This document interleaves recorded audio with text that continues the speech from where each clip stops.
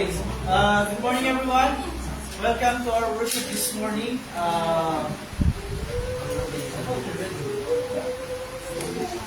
Okay, so Palm Sunday and ilang minutes kami na?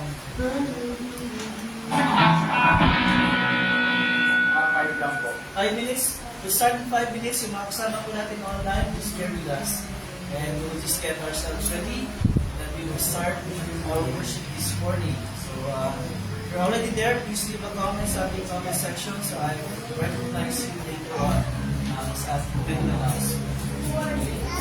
So, while waiting for today, we're complete. The band is complete. Dahil especially John Kirk, our drummer. And of course, Bessie, we'll be singing maraming mga worship songs. Cyrus will lead us in the first part of the liturgy, including the Bible readings kasi si Andrew ay sakit ang lalamunan. So, there. Of course, our Sunday school class, we also have Sunday school class today. Teacher Eliza will teach the kids today. Okay, so this is waiting for a few more minutes and we're ready. Again, thank you. Good morning everyone. Welcome to our worship this morning. Linggo ng Palaspas, Palm Sunday. And we will begin our worship by singing our opening hymn. Ano sa ating mga printed material, it's called Hosanna. Nasa likod niya. We will sing Hosanna.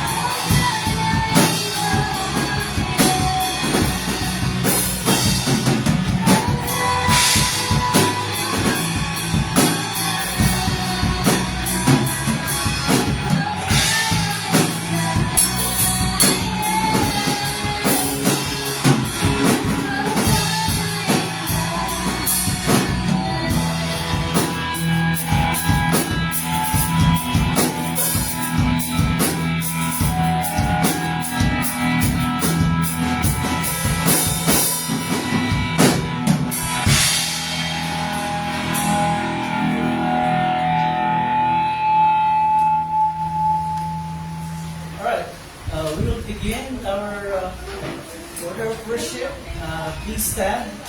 And we will be following the Tagalog of leadership on our meeting now. And as I said, Cyrus will lead us in the first part of our leadership.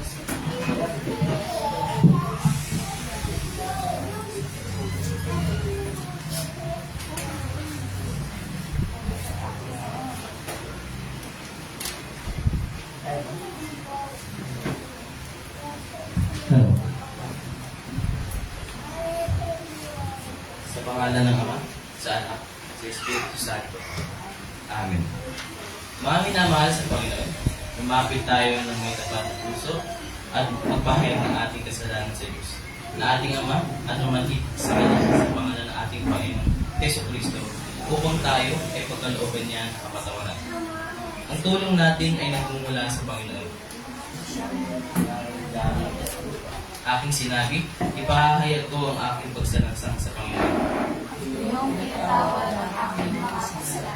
Sabay-sabay natin ipagayad ang ating mga kasalanan. O Diyos, Ama, makapangyarihan sa lahat, ang mga mahabati.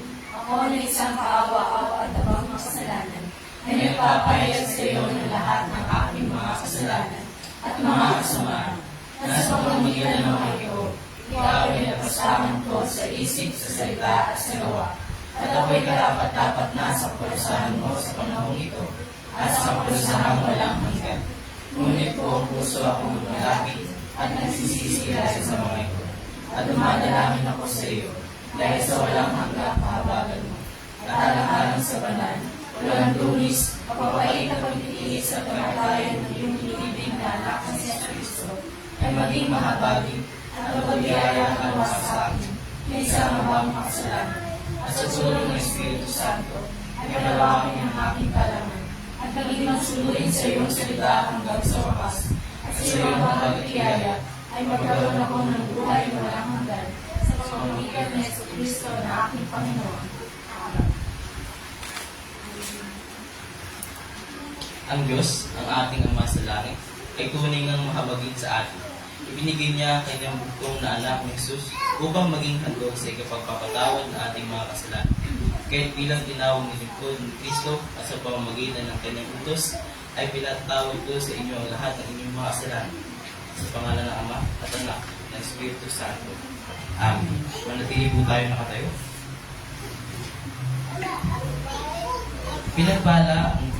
Pinagpala ang dumating sa pangalan ni Yahweh. Nagmula sa templo, mga pagpapalay kayo nang tatanggapin. Buksan niyo mabuti ang mga tarangkahan, buksan ninyo pati mga lumang pintuan, at ang dakilang hari papasok at daraan. Sino ba itong dakilang hari? Siya si Yahweh na malakas at makapangyarihan. Si Yahweh at tagumpay sa labanan.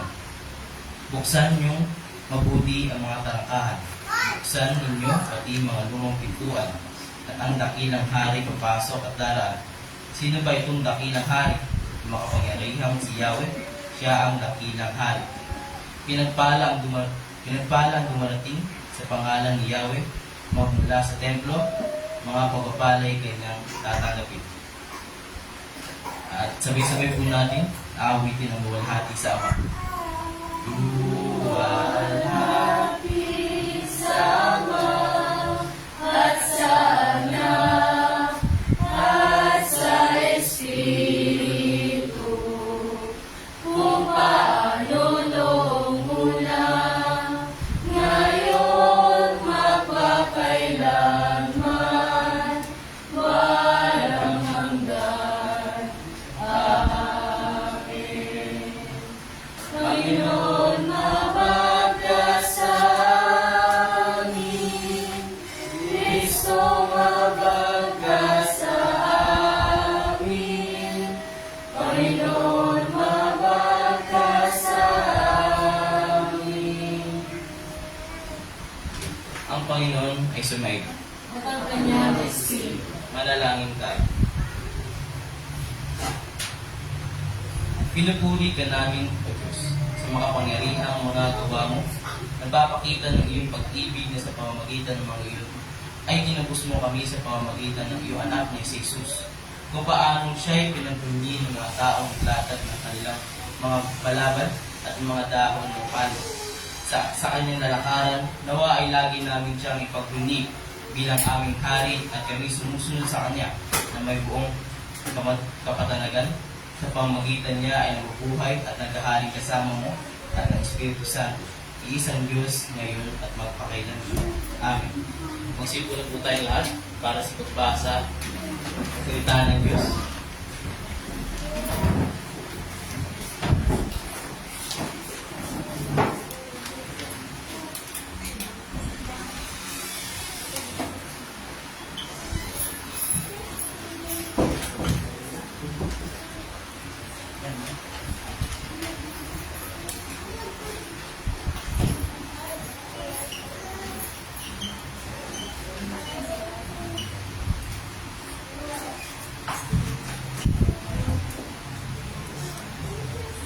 Ang unang pagbasa para sa linggo dito ay buhat sa aklat ng Deuteronomio, chapter 32, verse 36. At ganito ang sinasabi: bibigyan ng katarungan ni Yahweh ang kanyang bayan, mga lingkod niyang hirang, tinyang kakahabagan. Kapag nakita niyang sila'y nanghihina at lakas nila'y unti-unting nawawala, pagkatapos itatanong ng Diyos sa kanyang bayan, nasaan ngayon ang inyong mga Diyos? Tanggulang inyong pinagkatiwalaan. Sino umubo sa taba ng inyong mundo? At sino ang uminom ng alak ninyong kaloob? Bakit hindi ninyo sila tawagin at tulong ay hingin? Hindi ba nila kayo kayang silipin?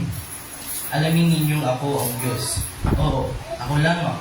Maliban sa akin ay wala nang iba pa. Ako'y pumapatay at nagbibigay buhay. Ako'y sumusugat at nagpapagiling din naman. Wala na makakapigil anuman ang aking gawin. Isinusumpa ko ito sa harap ng kalangitan. Habang ako'y nabubuhay, Diyos na walang hanggan, aasain ko ang aking tapak na makinang upang igawad ang aking katarungan.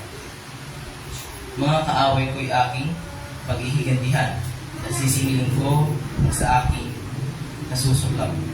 Sa aking mga palaso, dugo nila'y dadala. Naman nila'y lalamunin nito ang aking taba. Hindi ko igagalang sino mong lumaban, iyak na mamamatay bilang guman, sugatan. At ito ang salita ng Panginoon. Ay kalong pagbasa naman ay buhat sa aklat ng Filipos,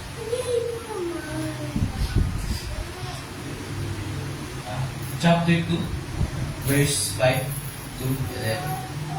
At ganito ang sinasabi: naway magkaroon kayo ng kaisipan tulad ng kay Kristo Jesus. Kahit taglay niya ang kalikasan ng Diyos, hindi niya ipinagpilitang manatiling kapantay ng Diyos sa hagit. Kusa niya binitawan ang pagiging kapantay ng Diyos at namuhay sa isang alipin. Pinanganak siya bilang tao, at nang siya'y maging tao, nagpakumbaba siya at naging masunulin hanggang kamatayan. Maging ito man ay kamatayan sa krus. Dahil dito, siya'y lubusang ilaas ng Diyos at binigyan ng pangalang higit sa lahat ng pangalan. Sa gayon, sa pangalan ni Jesus ay lumuluhod at pupuri ang lahat ng nasa langit, nasa lupa at nasa ilalim ng lupa. At ang lahat ay magpapahayag na si Jesus ay Panginoon sa ikululuwalhati ng Diyos Ama. At ito ang salita ng Panginoon. Magsitip po tayo lahat para sa pagbasa ng mabuting balita. Buhat sa aklat ni Juan, chapter 12, verse 20 to 42. At ganito ang sinasabi: may ilang Griyegong dumalo sa pista upang sumamba. Lumapit sila kay Felipe na taga Bethsaida sa Galilea at nakiusap. Ginoo, nais po namin makita si Jesus. Ito'y sinabi ni Felipe kay Andres. Nagkasama silang nagsabi nito kay Jesus. Sumagot si Jesus: dumating na ang oras upang luwatiin ang anak ng tao. Pakatandaan ninyo, hanggat hindi nakukunik sa lupa ang puti ng trigo at mamatay, mananatili itong iisa. Ngunit kung ito'y mamamatay, mamumunga ito ng sagana. Ang tao na papahalaga sa kanyang buhay ay siyang mawawala nito. Ngunit ang taong hindi nagpapahalaga sa kanyang buhay sa daigdig na ito ay siyang magkakaroon ng buhay na walang hanggan. Ang naghahangad na maglingkod sa akin ay dapat sumunod sa akin, at saan man ako naroroon ay naroroon din siya. Paparangalan ng Ama ang sino mang naglilingkod sa akin. Ako'y nababagabag ngayon. Sasabihin ko bang, Ama, huwag mong hayaang sumapit sa akin ng oras na ito ng paghihirap? Hindi, sapagkat ito ang dahilan kung bakit ako naparito, upang danasin ang oras na ito. Ama, luwalhatiin mo ang iyong pangalan. Isang tinig mula sa langit ay nagsabi, niluwalhati ko na ito, at muli kong luluwalhatiin. Narinig iyon ng mga taong naroon, kaya sinabi nila, kumulog. Sabi naman ng iba, nagsalita na sa kanya ang isang anghel. Sinabi sa kanila ni Jesus, ang tinig na iyon ay pinarinig para sa inyo at hindi para sa akin. Panahon na upang hatulan ang mundong ito. Panahon na rin upang hatulan ang pinuno ng mundong ito. At kung ako'y may taas na, lalapit ko sa aking sarili ang lahat ng tao. Sinabi niya ito upang ipahiwatig kung paano siya mamamatay. Sinagot siya ng mga tao, sinasabi sa amin ng kautosan na ang Kristo ay mananatili magpakailanman. Bakit mo sinasabing dapat may taas ang anak ng tao? Sino ba ang anak ng taong ito? Sinabi ni Jesus sa kanila, kaunting panahon na lamang ninyong makakasama ang ilaw. Lumakad kayo habang kasama pa ninyo ang ilaw, upang hindi kayo maabutan ng dilim. Hindi alam ng mga lakad sa dilim kung saan siya pupunta. Sumampalataya kayo sa ilaw, habang kasama pa ninyo ang ilaw, upang kayo'y maging mga anak ng liwanag. Pagkasabing ito, si Jesus ay umalis doon at hindi na muling nagpakita sa kanila. Kahit na nasaksihan nila ang maraming himalang ginawa niya, hindi pa rin sila naniniwala sa kanya. Nangyari ito upang matupad ang sinabi ni Propeta Isaias, Panginoon, sino ba ang naniniwala sa aming ikanilita? Kanino pinakita ng Panginoon ang kanyang kapangyarihan? Hindi nga sila makapaniwala sapagkat tulad ng sinabi ni Isaias, binulag ng Diyos ang kanilang mga mata at pinatigas ang kanilang mga puso upang sila'y hindi makakita ni makaunawa ang kanilang mga isip. Baka pa sila'y manumbalik sa akin at sila'y pagalingin ko. Sinabi ni ito ni Isaias sapagkat nakita niya ang kalulatian ni Jesus na nagpahayag siya tungkol kay Jesus. Gayunman, marami rin pinuno ng mga Hudyo ang naniniwala sa kanya. Subalit hindi nila may pahayag ito dahil sa takot sa mga Pariseo na baka sila'y itiwalag sa sinagoga. Mas ginusto nilang parangalan sila ng tao kaysa parangalan ng Diyos. At ito ang salita ng Panginoon. Manatili po tayong nakatayo at sabay-sabay natin ipahayag ang pananampalatayang Kristiyano, ang Credo Niceno, sa pahina 8. Sabay-sabay po tayo.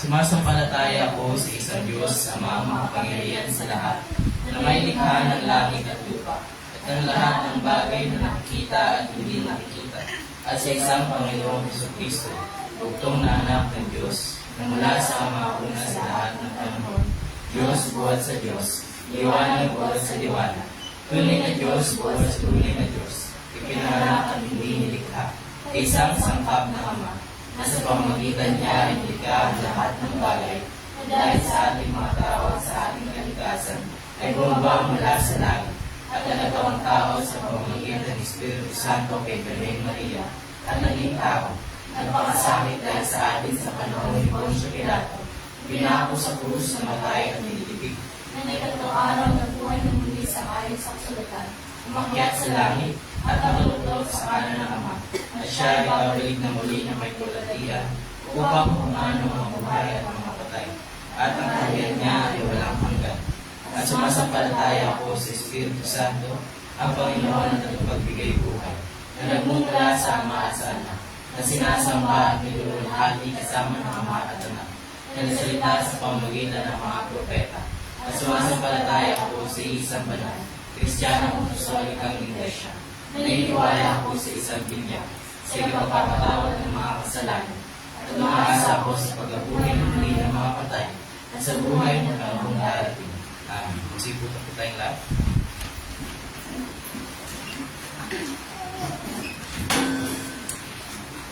Thank you, Cyrus. We will sing our sermon hymn, Made for Worship. Sing Made for Worship.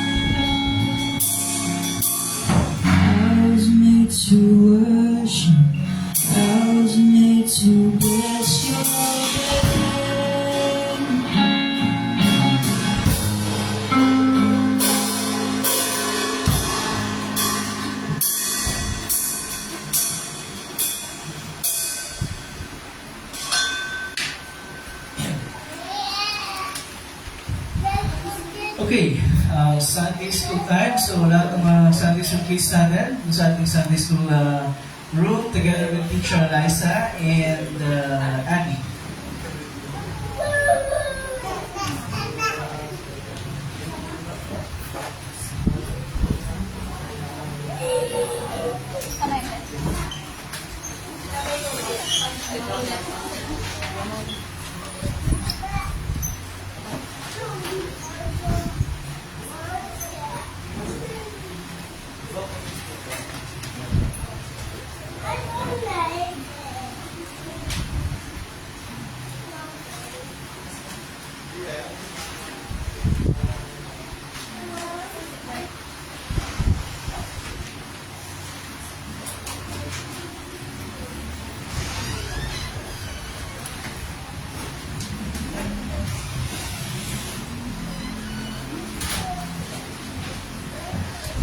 Okay, good morning everyone. Magandang umaga. And I am happy and glad to see all of you, all of us gathered here together, especially our friends, our brothers and sisters. Had I known that you would be here, I would have prepared something. Okay, so ngayon ay linggo ng Palaspas, Palm Sunday. At bago yun, sabihin mo lahat ng masaganang nagandahan loob at kapayapaan mula sa Diyos na ating Ama sa pamamagitan ni Kristo Jesus, ating Panginoon. Amen.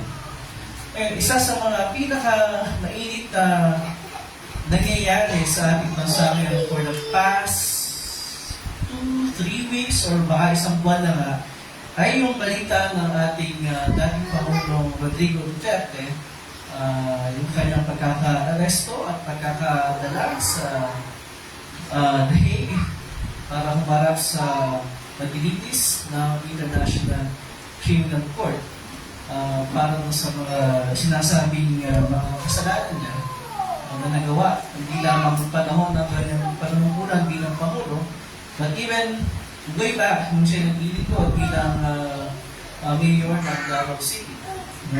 And hindi tayo magkakomento doon sa pagiging tama o mali nung pangyayari sapagkat iwan natin yung ganyang bagay sa mga politiko. Hindi tayo makikisaw dyan. Pero isang bagay ang sigurado, no? One thing is sure, yung si Pangulong Duterte mismo, yung kanyang pamilya, yung kanyang mga supporters, yung kanyang mga kritiko, lahat, pati tayo siguro na mga tahimik na observers na we would all agree na yung nangyari sa kanya ay kahiya-hiya, to say the least. Nalagay siya sa isang kahiya-hiyang sitwasyon. Bakit ka mo? Dahil alam naman natin sa kasagsagan ng kanyang kapangyarihan, even way back sa kanyang pagiging mayor ng Davao hanggang sa kanyang pagiging Pangulo, makapangyarihan niya. Nobody would dare oppose him. Yung mga kwento sa Davao, totoo yun. Yun ay pinapatunayan ni Marsan na natunaw ko, yung mga ginagawa na sa mga gumagabal sa batas. So it's unthinkable na isang napakapangyarihang personalidad like former President Duterte ay paharap sa ganong sitwasyon, di ba? We would say na he was greatly embarrassed, he was greatly humbled nung nangyari sa kanya. Even himself, hindi niya inisip na mangyayari yun. And with all the power and might na in-enjoy niya ng kanyang kapanahonan. It was unthinkable. Kaya, talking about yung pagiging unthinkable na isang pangyayari katulad yan, more than 2,000 years ago, meron din nangyaring isang unthinkable. Yung pinakamakapangyarihan sa lahat, yung lumikha ng langit at lupa, yung Panginoon ng langit at lupa, ay nanakog sa mundo ito, nagkatawang tao, at pagkalipas ng 30 taon, ano ang nangyari sa kanya? Mula sa pagiging popular sa mga tao dahil sa kanyang mga ginagawang himala, pagpapagaling, pagpapakain, at iba pa, pagtulong, siya ay naging notorious na kinamumuhian dahil doon sa kanyang paninindigan sa katotohanan ng salita ng Diyos. At dahil doon sa kanyang pagiging matapang sa pagsalukat sa mga religious leaders ng kanyang panahon na ibinubunyag at inihahayag yung kanilang hypocrisy. At dahil doon ay pinagplanuhan yung kanyang pagkaka-aresto, paglalagay sa isang paglilitis na bogus at tumantong sa pagharap niya sa paglilitis ng isang politikong ang nais lang ay manatili sa pwesto, si Poncio Pilato, na yung mga politiko sa panahon natin ngayon, agad siya ay atulad ng kamatayan. Pero bago pa siya namatay, pinatulan ng kamatayan sa krus siya ay pinapulo, di ba, pinahagupit. At hindi lang yung basta simple panghagupit, ha? Yun ay matindi panghagupit na kung mahina-hina yung tao ay kamamatay niya na yun. Hindi sa lahat siya ay hinatulang mamatay sa pamagitan ng pagpapako sa krus. No, isang paraan ng kamatayan na nakareserba lamang sa mga kriminal. Because unthinkable. Pero may pagkakaiba eh. May pagkakaiba sa nangyayari kay Pangulong Duterte at sa iba pang mga leaders na humarap sa ganung sitwasyon at sa ating Panginoong Jesus. Ano yung pagkakaiba? Unang pagkakaiba. Hindi yan sinasabing guilty ang dating Pangulong Duterte, pero in some ways, meron naman talaga silang ginawang kasalanan. In some ways, pwede natin sabihin na they deserve yung nangyayari sa kanila. At the very least, yung may harap sa paglilitis. Merong basihan para iharap sa paglilitis. Pinangunang pagkakaiba. Ang ating Panginoong Jesus, guilty ba siya ng anumang krimen, ng anumang maling ginawa, anumang kasamaan? And the answer is no. Wala siyang ginawang anumang kasamaan, anumang kasalanan, o anumang kamalian. Kaya, hindi justified. Kahit siya ay iharap sa isang bogus ng paglilitis. Much more na hatulan siya ng kamatayan sapagkat wala naman siyang ginawang kasalanan. Ang pangalawang pagkakaiba, yung mga humaharap sa paglilitis, katulad ng Pangulong Duterte at iba pa, hindi nila voluntaryong inilagay ang sarili nila sa ganong kalagayan. Isinuko ba nila yung sarili nila sa ganong kalagayan? Hindi. May drama nga sa pag-aresto sa kanya. Diba? Na hanggang ngayon, iniimbestigahan sa Senado. Akalain mo. Diba? Mga senador ay uubos ng oras para sa ganong mga investigasyon. Samantalang yung mga libo-libong namatay, wala namang senador na tumayo para sa kanila. Yun. Hindi voluntaryo.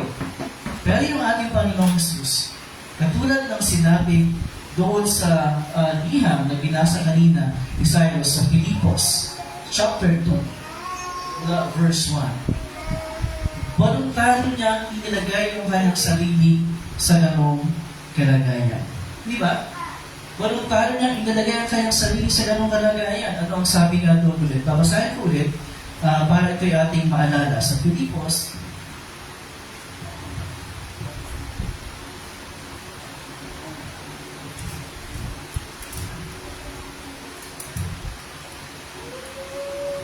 Okay, Filipos chapter 2, or Philippians chapter 2, magsimula tayo sa verse 5. Sabi doon, naway magkaroon kayo ng kaisipan ng tulad ng kay Kristo Jesus. Kahit taglay niya ang kalikasan ng Diyos, hindi niya ipinagpilitang manatiling kapantay ng Diyos. Sa halip, husan niyang binitiwan ang pagiging kapantay ng Diyos at nabuhay na isang alipin. Ipinanganak siya bilang tao at nang siya'y maging tao, nagpakumbaba siya at naging masunurin hanggang kamatayan, maging ito man ay kamatayan sa krus. Yan sinasabi ni San Pablo. Maraming mga sasabihin nating amazing na mga verses sa Bible, and this is one of them. Isa ito sa mga amazing na mga verses sa Bible. Bakit? Sapagkat binibigyan ito kung ganong kalawak at ganong kalalim ang pag-ibig ng Diyos sa atin. Ang pag-ibig ng Panginoong Jesus para sa atin.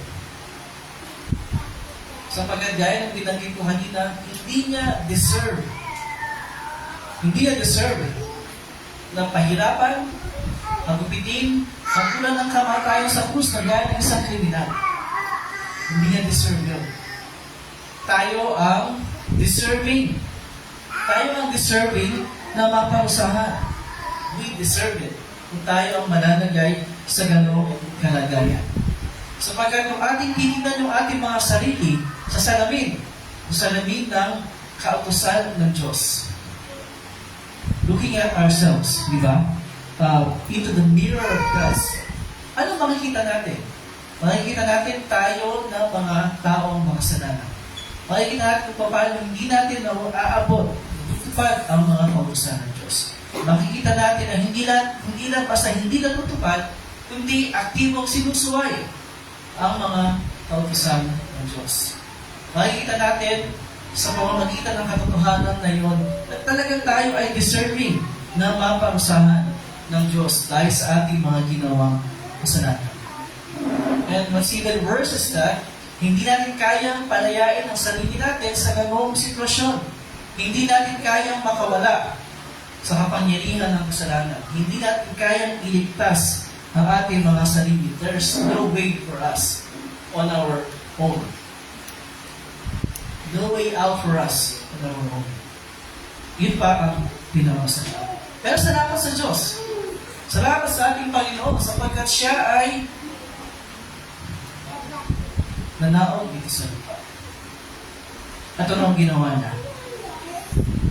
Ginawa ba niya ang lahat para siya ay maging tanyag at makapangyarihan sa lupa? Hindi. Ginawa niya ang lahat para tayo ay maligtas.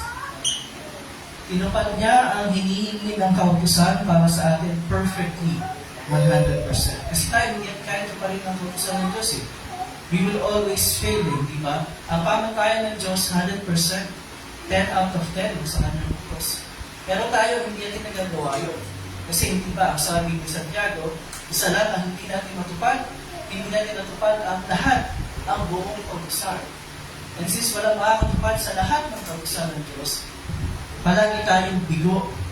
At kung palagi tayong bigo, alam natin ang dulo nito, paparusahang walang hanggan. Hanggang sa ang pag-ibig ng Diyos ang nanaig at nangibabaw. At ipinadala niya, hindi ang isang politiko, kundi isang ayon sa kalikasan ay Diyos mismo. Ang kanyang bugtong anak. Kaya sabi ko nakarami ko, when we say bugtong na anak, hindi lang nag-iisang anak, kundi natatanging anak ayon sa kalikasan. Wala siyang katulad. Di ba? Kasi siya ay Diyos na tao sa iisang tao.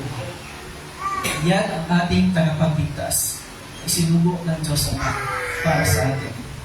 Wala siyang katulad. Ay sino pang isipin yung dakilang taong nabuhay sa mundo na ating dinadakila at hinahangaan? Hindi niya mapapantayan. Hindi siya aabot sa halahati ng ating Panginoon Jesus. Bigyan natin ng kaunting pansin. Bawat isa yung sinabi ni San Pablo. Nagsimula siya sa pagsasabi, kahit taglay niya ni Jesus ang kalikasan ng Diyos. Ibig sabihin, binibigyang diin ni Pablo, si Paul, kasi Jesus nga ay tunay na Diyos. Diba? Sabi, taglay niya ang kalikasan ng Diyos. Ano ba ang kalikasan ng Diyos? Tao o Diyos? Diyos. Diba? So, sinasabi ni San Pablo, taglay ni Jesus ang kalikasan ng Diyos, siya mismo ay Diyos. Diba, paano yung sinabi ni Juan sa kanyang Ebanghelyo? Diba, sa unang kabanata, ng pasimula, ay naroon na ang salita, at kasama ng Diyos ang salita, at ang salita ay, ano? Tao? Ano sabi? At ang salita ay Diyos. So, yun yung pinapatunayan dito ni San Pablo. Kaya kita nyo, hindi totoo wala sinabi sa Biblia na ito Diyos Kristo. Meron, mga direktang bagay.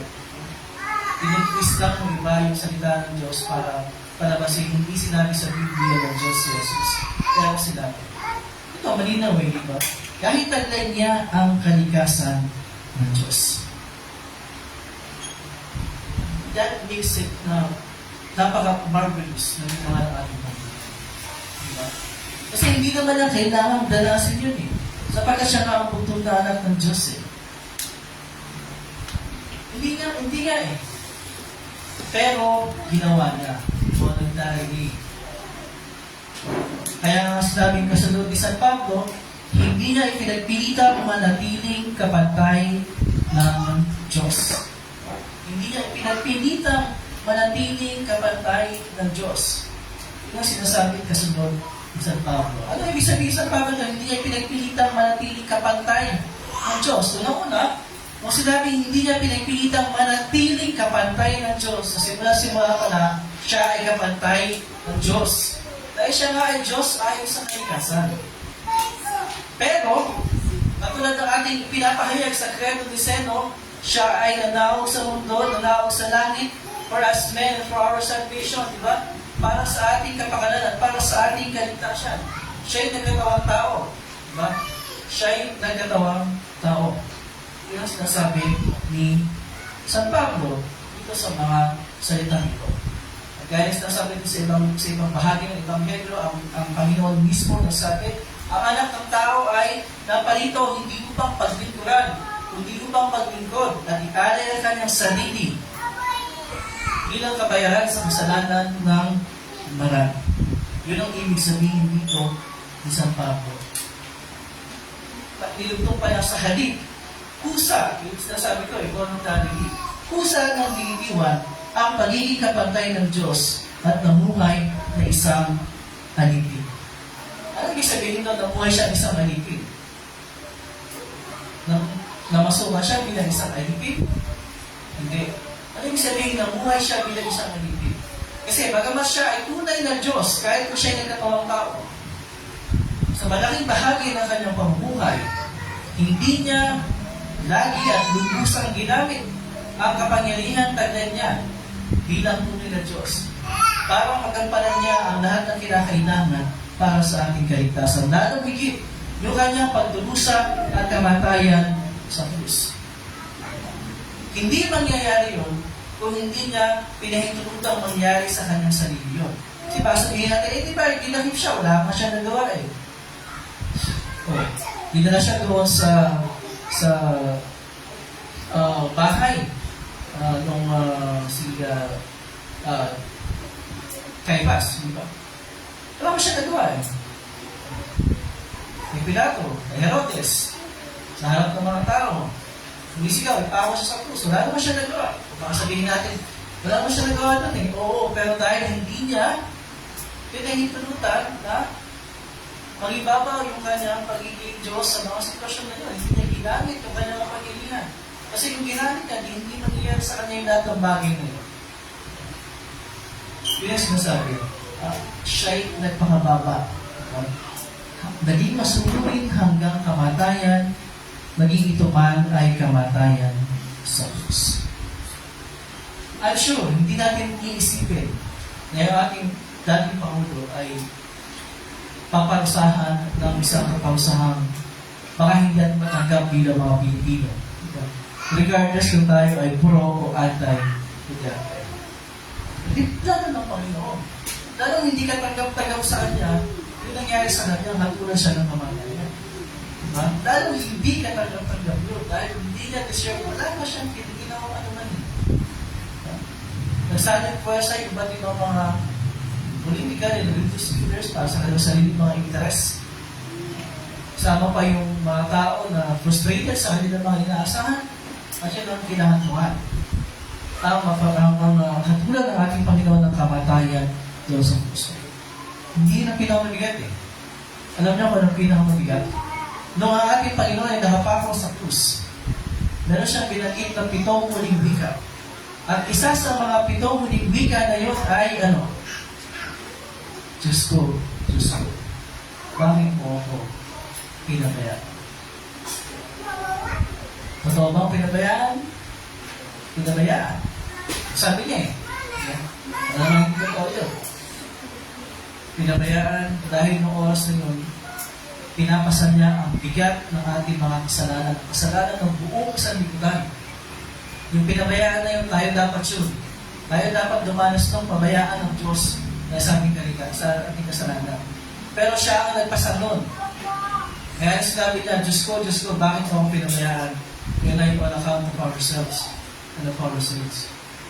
Sinabi niya ang mga bagay. Dahil yung bigat ng kasalanan ng buong sanlibutan ay dinadala nito sa krus ng mga oras na yun. Yun ang pinaka-mabigat. Hingin natin na parang yun pa ang pinaka-pataas na punto ng kanyang paghihirap at pagdurusa alang-alang sa ating kaligtasan. Ginawa yan lahat ng Panginoon para sa atin, para sa bawat isa sa atin. Hindi yun to whom it may concern. Specific yun, particular yun. Ginagawa niya para sa bawat isa sa atin. Para kay Blessing. Para kay Jake 1. Para kay Jake 2. Yeah, there's Jake 1 and Jake 2. The singer is Jake. Para sa akin. Para kay Saidi. Para kay Marian. Para kay Pastor Justin. Specific. Nasa isip tayo. Dahil sa hanggang pag-ibig at mamahal sa atin ng mga tao. Lagi natin inisipin. Lagi natin inisipin. Dahil tayo mga Pilipino. Meron tayong pagkakuhaan sa mga politiko, sa mga leaders natin. To the point na minsan sumusobra na natin, nagiging Diyos-Diyos na natin yung mga politiko, yung mga leaders natin. Ayaw natin may nangyayari sa nila hindi nalatan. Isipin natin yung Panginoon natin, ginawa ang lahat para sa atin. Ano ang resulta ng lahat ng iyon? Ano ang resulta, ang dulot ng pagpapakumbaba ng ating Panginoon? Sinabi ni Pablo sa verses 9 hanggang 11. Verse 9, sabi mo, dahil dito, siya'y lubusang itinaas ng Diyos at binigyan ng pangalang higit sa lahat ng pangalan. Siya'y lubusang itinaas ng Diyos. Kung paano nagpakababa siya, pagkatapos siyang magampanan ang gawain ng pagliligtas sa atin, siya naman ay lubusang itinaas ng Diyos. Kasi tapos na eh. Natapos na niya, nakumpleto na niya yung kanyang misyon. Kaya nga sinabi niya doon sa krus, di ba? It is finished. Naganap na. Kasi tapos na eh. Ang lahat ng kinakailangan para sa ating kaligtasan. Paano siya lubusang itinaas ng Diyos? Paano lubusang itinaas ng Diyos Ama ang ating Panginoon? Paano ginagawa niya? Ang Panginoong Jesus, itinaas niya? Paano itinaas ng Diyos Ama ang ating Panginoon? Una, nang muling buhayin ng Diyos Ama ang ating Panginoong Jesus. Ang muling pagkabuhay ng ating Panginoong Jesus ay nagpapatunay at nagpapatibay na yung ginawa ni Jesus sa krus ay tapos na nga at tinanggap ng Diyos Ama. Yun ang patunay. Of course, ang talakayin natin tungkol sa kanyang muling pagkabuhay sa Easter Sunday, di pa ngayon, di ba? Pero yun ay affirmation. Affirmation ng ginawa ng ating Panginoong Jesus. Pangalawa, sinabi niya, at binigyan ng pangalan higit sa lahat ng pangalan. Higit sa lahat ng pangalan. Pag sinabi higit sa lahat ng pangalan, ano ba sabihin ng higit? Ano sabihin ng higit? Ang opposite ng higit sa Pilipino ay sakto. Kasi tayo, di ba, madalas sabihin, pagka hindi higit, pag hindi sobra, pag normal lang at ang average, masarap ba yung food? Sakto lang. Diba? Masarap ba yung food? Sakto lang. Maganda ba ang gising mo? Sakto lang. Ibig sabihin, hindi siya napakaganda, pero maganda. Tama na. Tamang timpla. Kumbaga, sa kape. Diba? Yun ang ibig sabihin. Pero ibig sabihin, higit. Higit sa lahat ng pangalan. Ang pangalan ng ating Panginoong Jesus, ganyan pa ibig sabihin na, teka, si Jesus ba ay tagapagligtas ng tao? Tagapagligtas mo? Sakto lang. Ganyan pa ibig sabihin, sakto lang. Diba? Kasi ano? Hindi lang sa sakto lang. Sobra. Higit. Sapat. Yun pala. Sapat. Kasi sakto. Medyo may kulang pa rin yan. Pag sinabi mo sakto. Sapat. Kaya nga sinabi ni San Pablo, higit sa lahat ng pangalan. Ang pangalan ng Diyos ng ibang relihiyon ay hindi makapagligtas sa atin. Ang pangalan ni Buddha ay hindi makapagligtas sa atin. Ang pangalan ng mga tagapagtatag ng relihiyon ay hindi makapagligtas sa atin. Ang pangalan ni Martin Luther ay hindi makapagligtas sa atin. Diba?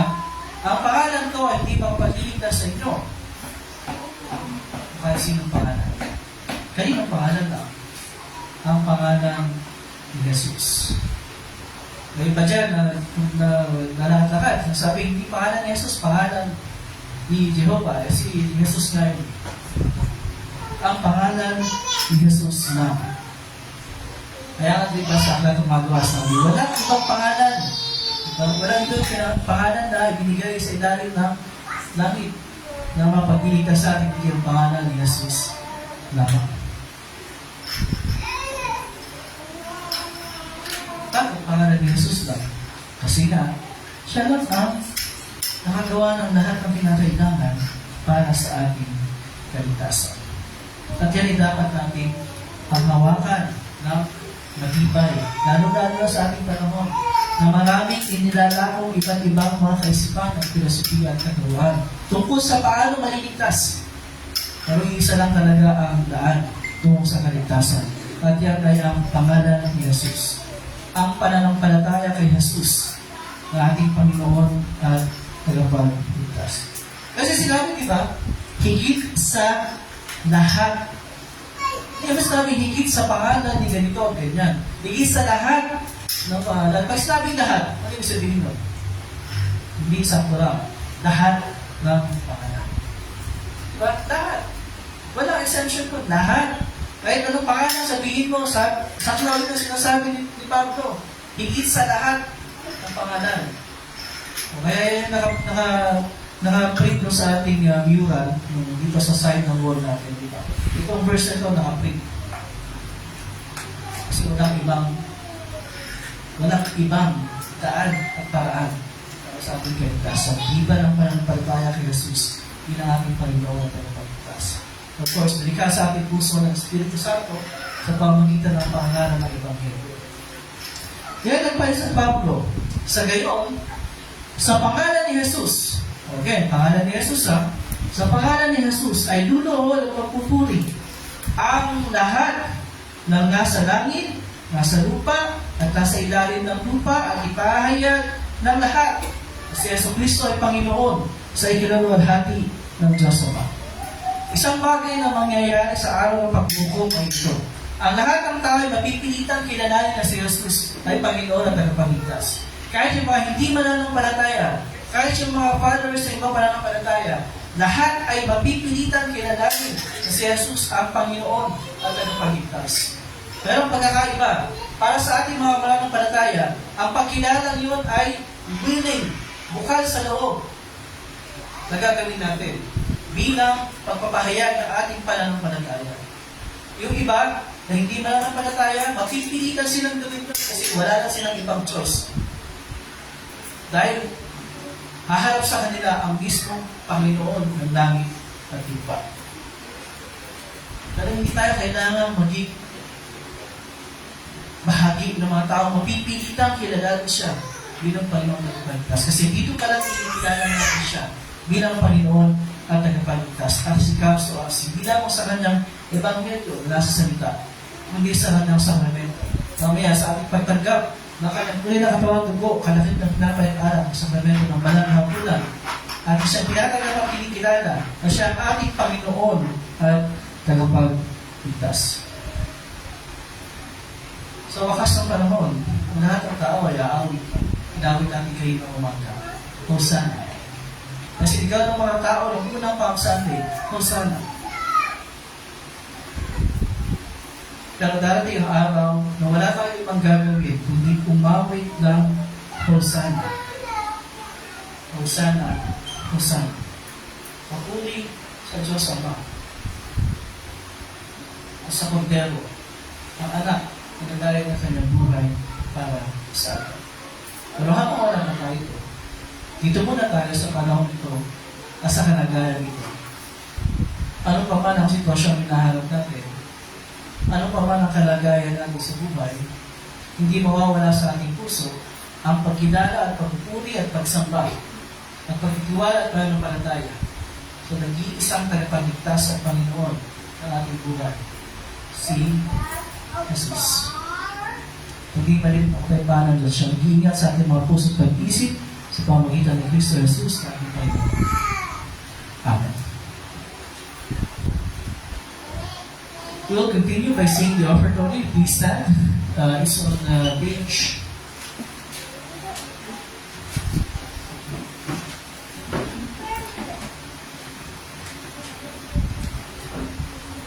15, ang paghahato. Page 15. All of us. Linisin mo ang puso ko, O Diyos, at baguhin Espiritu sa akin.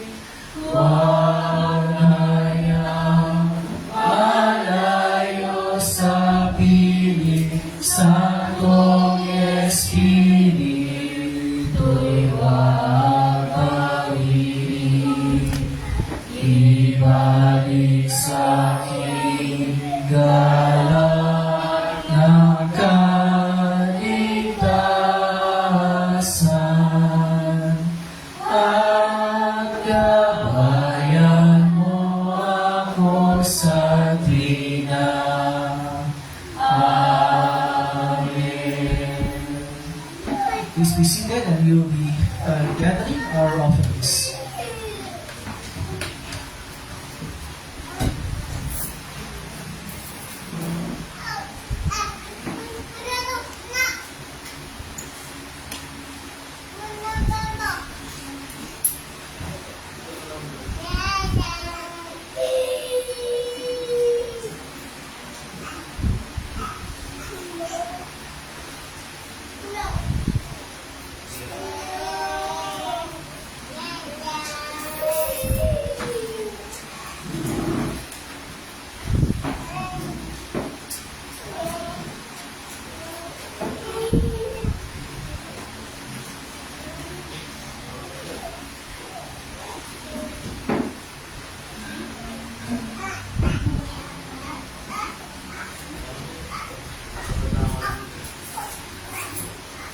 So ngayon tayo ay natapos sa ating panalangin pangkalahatan, general prayer. Or ba isama sa prayers natin, kahilingan or pasasalamat. Meron ba mag-birthday mula ngayon na nasa Sabado? Last Sunday, birthday ni Teacher Jane. So yung buong April, celebration niya sabi niya sa akin. So yung hindi niya nagawa ng Sunday, gagawin niya naman para sa akin. So yan, sabi na, binili niya sa akin kayo. Wala ako ang birthday niya sa Sabado. Okay. Meron bang may sakit na gusto mong halalin? Or anything na gusto isama sa prayers natin? Wala? Wala? Okay. Kung wala, edi mabuti pala. Wala pala tayong mga seryosong kailangan idulog sa Panginoon. Blessing niya. Tayo lahat ay dadako sa ating panalangin. Just remain seated para sa ating panalangin, and after our prayer, we will call the Sunday School kids for the lesson presentation. Okay?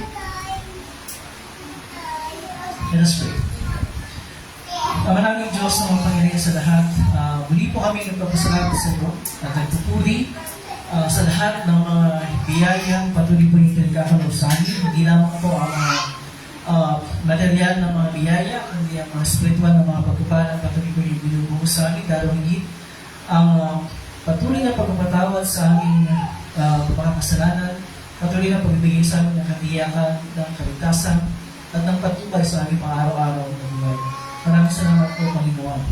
At tulungan niyo po kami na sa bawat araw ng aming buhay ay mangibabaw sa aming mga puso ang pananampalataya sa iyo. At sa gitna at kabila ng anumang mga nahirapan, mga pagsubok at challenges na aming hinaharap, ay patuloy kami magtitiwala sa iyo. Ama, dalangin po namin ang aming buong kapatiran, hindi lamang ito sa Novaliches, hindi sa ibang lugar. Marami kapatiran sa Cavite, sa Miguel family. Marami kapatiran sa Davao. Sa Panguna ni Marza. Kayo po ang patuloy na kumalinya at magbigay sa amin bilang isang kapatiran ng mga mananampalataya na ginagawa ang mga tungkuling pinagagawa ng sa amin. Pagtuhan ang iyong ebanghelyo sa lahat ng tao. Kamadalangin po namin na kayo po ang patuloy na magkakaloob ng lahat po ng aming mga pangailangan sa araw-araw. Ang aming po mga pangailangan sa aming buhay. Kayo po ang siyang patuloy na kumalinga sa aming magkaloob ng lahat ng mga bagay at mga pamamaraan para matugunan ang aming mga pangailangan. Kasama po sa aming panalangin na kayo po ang magbigay sa amin ng maayos na kalusugan, ngayon po kami sa anumang mabigat na karamdaman at anumang mga seryosong pangangailangan. Tulungan po ang bawat sa amin na bawat araw ay aming mapagtagumpayan ang ginawang mga hamon ng pang-araw-araw na pisikal na buhay, kundi ang mga hamon ng aming pang-araw-araw na spiritual na buhay, aming laban sa kasalanan o sa mga gusto at kasalanan. Ama, ang aming puso ay handa naman ng iba't ibang mga kahihingan ng aling dito namin nasa mundo. Ngunit ang lahat ng ito po ay aming itinataas sa iyo at hinihiling na po namin ang lahat ng ito ay nakikita mo at tutugunan mo ayon sa iyong kalooban at sa iyong pamamaraan at sa iyong panahon. Ang lahat ito ay aming linis at pinagpapasalamat alang-alang sa mapait na pagdurusa, kamatayan at muli pagkabuhay ni Jesus sa iyong bukit na anak na aming Panginoon at Pagligtas ngayon at kailan na. Amen. Okay, so we'll call our Sunday school kids para sa kanilang lesson presentation.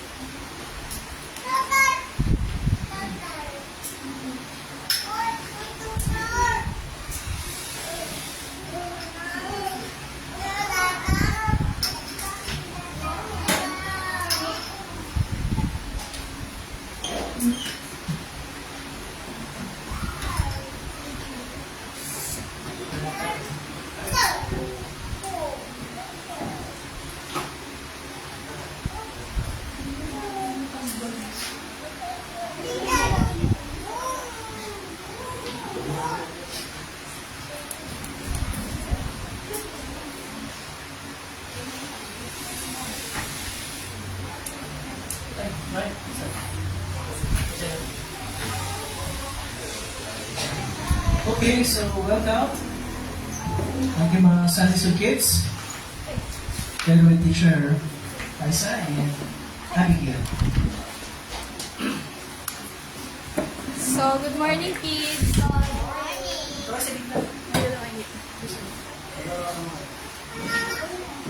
So, tanong na ako. Ano yung pinag-aralan natin tungkol sa... Tungkol sa Passover. Sige, paras. So, ito na. Saan papunta si Jesus kasama yung mga, disciple? Sa Jerusalem. Bakit gusto pumunta ni Jesus sa Jerusalem para sa pista ng Pasko or Passover? Ano nga ulit yung pista ng Pasko or Passover video?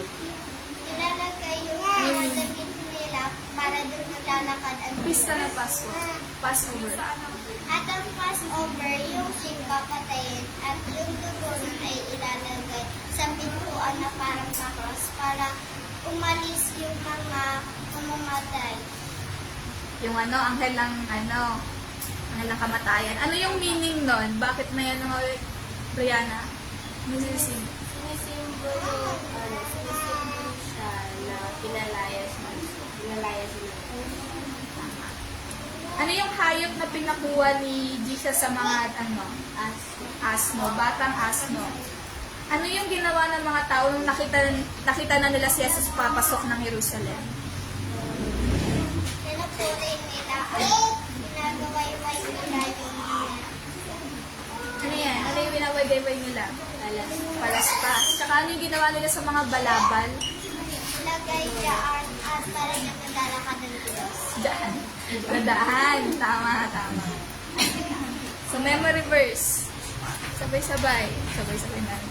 1, 2, 3, go. Awit chapter 103 verse 1. Si Yahweh ay papurihin o aking kaluluwa at lahat ng nasa akin magsipuri sa Kanya. Purihin mo sa tuwina ang banal ng ngalan niya. Awit chapter 103 verse 1. Thank you. Okay, thank you. So, this is Thank you, Teacher Liza and Abby.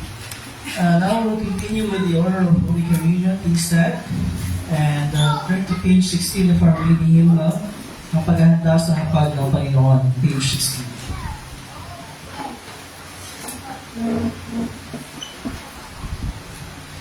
Ang Panginoon ay sumayo. Magalak ang inyong mga puso. Magpasalamat tayo sa ating Panginoong Diyos. O Panginoon, amang banal, makapangyarihan walang hanggang Diyos, tunay niyang marapat, maduwid at kapuri-puri, na kami ay dapat masalamat sa iyo sa lahat ng panahon, sa lahat ng dako, na doon sa krus ay iyong pinagkaloob ang kaligtahan sa katauhan, upang mula sa kamatayan ay manbalik ang buhay. At upang daigin naman ang dadala ng kamatayan sa pamamagitan ng pagkamatay sa krus ni Jesucristo ang aming Panginoon. Kaya kasama ng mga anghel at mga arkanghel at ang buong po ng langit, aming pinupuri at tinatangkila ang malulhating bupahanan. Laging pinupuri ka at sinasabi, Banal, banal, banal, Diyos na Panginoon ng mga hukbo. Ang langit at ang lupa ay puno ng iyong kaluwalhatian. Hosana, Hosana, Hosana sa kaitaasan. Purihin nawa siya, purihin nawa siya, purihin nawa siya na pumaparito sa pangalan ng Panginoon.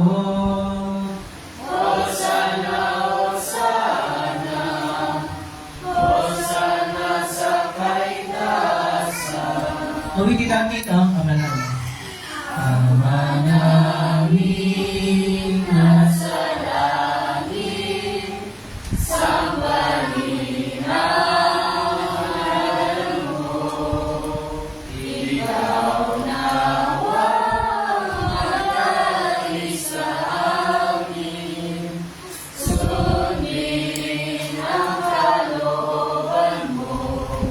Dito sa lupa tulad ng sa langit, bigyan kami ng pagkain, kailangan sa araw-araw, at patawarin mo kami sa mga kasalanan namin, tulad din ang aming pagpapatawad sa mga nagkakasala sa amin.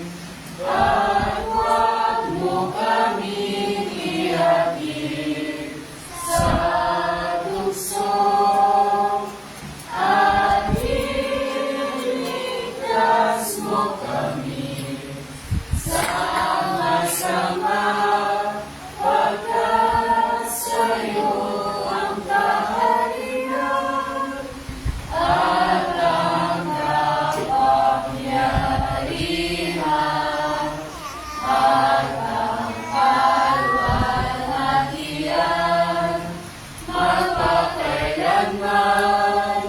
Amen.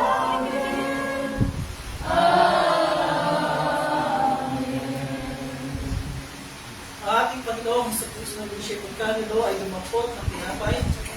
Matapos magpasalamat sa Diyos, ito kanyang pinagpirado so binigay sa mga alagad na sinasabi, kunin mo ito at kanin. Ito ang aking katawan, ibinibigay para sa inyo. Gawin ito bilang pag-alaala.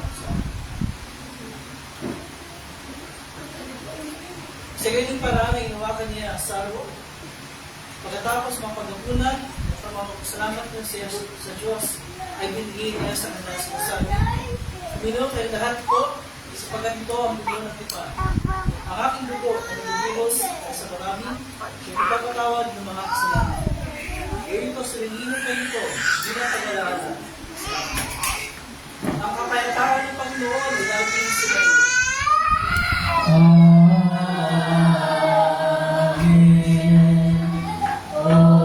Kristo, ikaw ang kordero ng Diyos, nag-alis ang kasalanan ng sanlibutan, mahabag ka sa amin.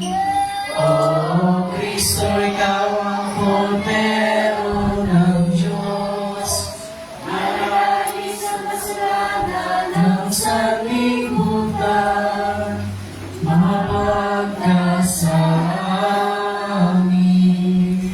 O Kristo, ikaw ang kordero ng Diyos, nag-alis ng kasalanan ng sanlibutan.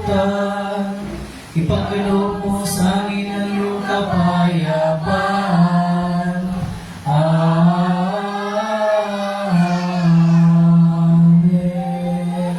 Please be seated.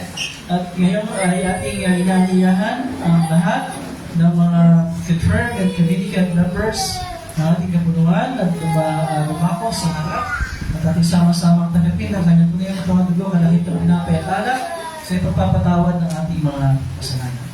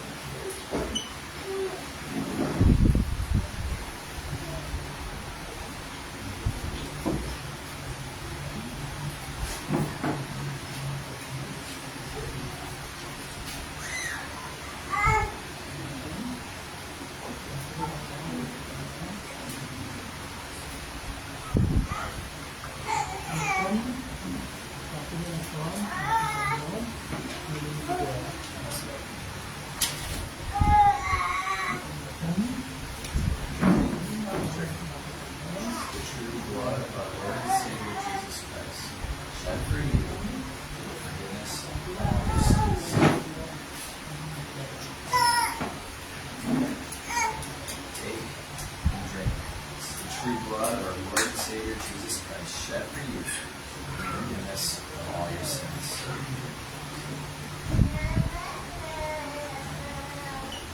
Take and drink. This is the true blood of our Lord and Savior Jesus Christ, shed for you for the forgiveness of all your sins.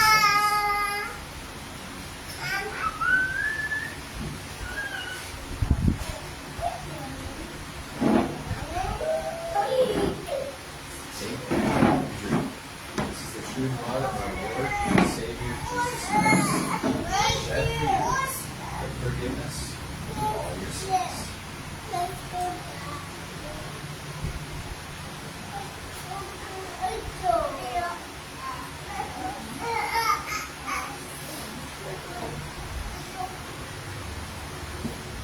At ang tunay na katawan at naglunawa ng ating Panginoong Kristo siyang magpalakas ng bigay sa inyo sa pinagpapalatayan ng tunay na walang hanggan. Lumahan kayo ng kataypaan at paglalakad sa inyong puso. Amen.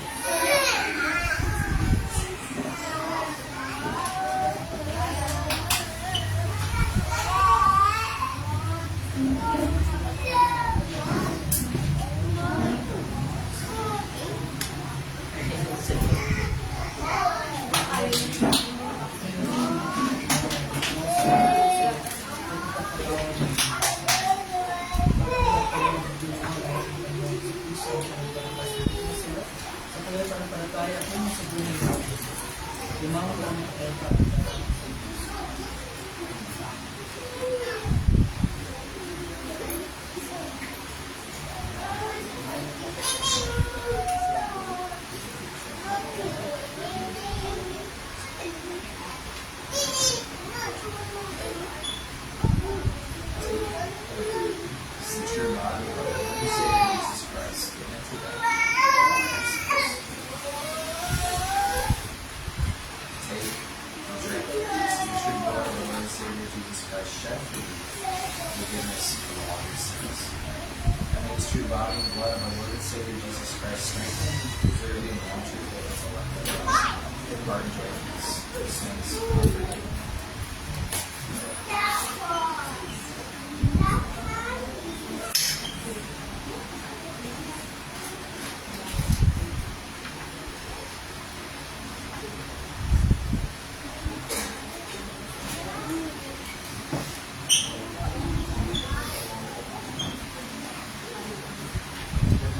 Isa, we will continue by singing the Dove Delitis, Pagyaw sa Kapayapaan, page 21. Page 21 for reading that. Ang Pagyaw sa Kapayapaan. Panginoon, ay kaya mo na iyong lingkod ay pumanaw sa kapayapaan. Ayon sa iyong pangako, sapagkat nakita ng aking mga matang iyong pagliligtas na inihanda mo para sa lahat ng mga bansa. Liwanag itong tatanglaw sa mga hentil at magbibigay karangalan sa iyong bayang Israel. Tuwan hati sama at sana at sa Espiritu kung paano na ngayon magpapalaman walang hanggan. So, pasalamat natin ang Panginoong Diyos sa pagkat siya ay mabuti. At ang kanyang pag-ibig ay walang hanggan at mananatili. Nisasalamatan ka namin, Diyos, sa mga pangyarihan sa lahat, sapagkat pinaginghawa mo kami sa pamagitan ng sakramento ito. Inialalamin namin na sa pamagitan ng kaloob na ito ay palaksin mo ang aming pananampalataya sa iyo at paningasin mo ang aming pag-ibig sa isa't isa. Alang-alang kay Jesus Cristo ang aming Panginoon, na nabubuhay at naghahaling kasama mo at ng Espiritu Santo, isang Diyos magpakailanman.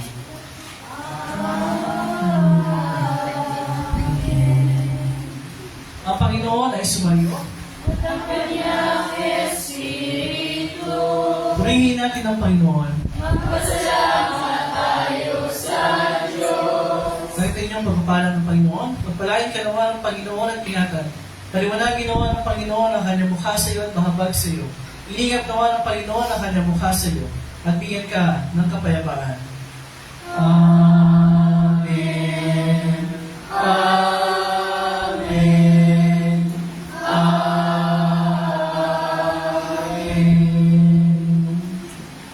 As we see that we will sing our closing here, lay it down sa ating printed material.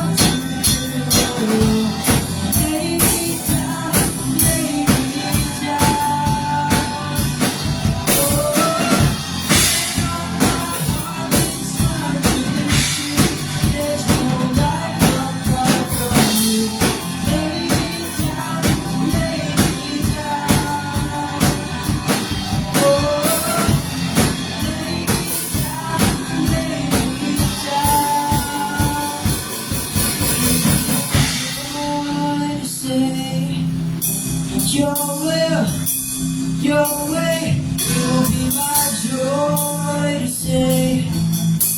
Your way will be my joy to say. Your way, always.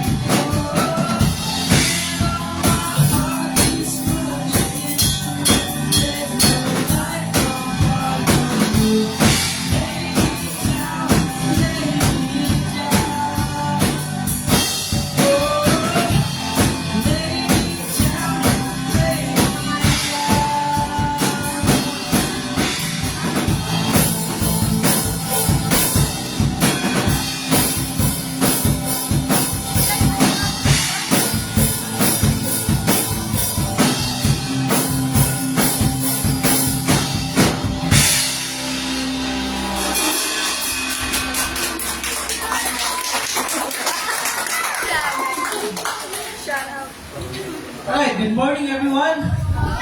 Magandang umaga. Happy Palm Sunday. So, the beginning of Holy Week, really.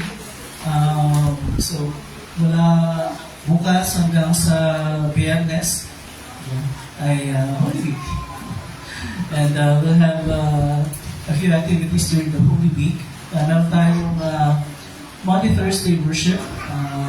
Siyempre Thursday yung mga 7:30 na gabi. And we have our Good Friday service at around 2 p.m. Okay? We want details to be announced later. Okay, we'd like to acknowledge yung mga kasama natin online na nakibahagi sa ating pagsamba for Facebook live stream. Si Mama po. Si Mami Jo, Si Annalisa, Annalisa, Maria Luisa, Maron, Maria Luisa, Marivic, Maribig, Zay. and others. At yung iba pa na nandyan. Maraming salamat po for joining us sa ating pagsamba. Thank you. At naway na pagpala kayo sa ating pagsamba ngayong bahagi ito. We would like to recognize as well, salamatan yung mga naging bahagi na namuna sa ating pagsamba. Of course, we have our band. Just to introduce them, sa mga ating mga visitors, we have Luke on bass. And we have Yib, of course, our guitars and vocals. And we have the champion Wano, our drummer. And syempre, sama natin again, Blessy. Thank you. Thank you for meeting us sa ating mga kanta kanina. And actually, yung band natin, when they're not playing during worship, they are called Frantic Hearts. And we have their vocalist with us, Jake. Welcome, Jake. Jake. So that's Jake 2 for Jake 1. Okay. And of course, ngayong umagang ito, tayo ay natutuwa dahil meron tayong mga panauhin. And we would like to welcome them. Of course, we have Kuya Jake 1. And Pastor Justin and Laura, of course, thank you. And I'm happy to see him. Professor John Burnell. Sorry, John Bear. Professor John Bear, I'm sorry about that. I can't mix up. Sorry. Because I remember the time that you were here with Professor Burnell. Yeah, with Professor Burnell. So John Bear, second time dito actually, dito, sa Novaliches. The first time was in 2018, if I'm not mistaken. So he was here in 2018, kasama si Professor Burnell and Pastor Ron. Okay, so welcome, John and family. Your wife's name is Kim, welcome. And the kids. Josiah, okay. Alina, okay. Welcome. And we're happy to have you today sa ating pagsimba. Although mainit, it's hot. Pero okay lang yan. Okay lang yan. Walang problema siya. Thank you. I'm happy that we're all here gathered together. Of course, thank you kay Cyrus for leading the first part of our liturgy. Thank you, Cyrus. And happy Sunday School teachers for today. We have Teacher Eliza and Abby. Thank you. Maraming salamat sa pagibahagi sa pagsamba. I don't have any other announcements. We will see you again next Sunday sa Matik Online. Thank you po din. Maraming salamat. God bless you. Bye-bye everyone.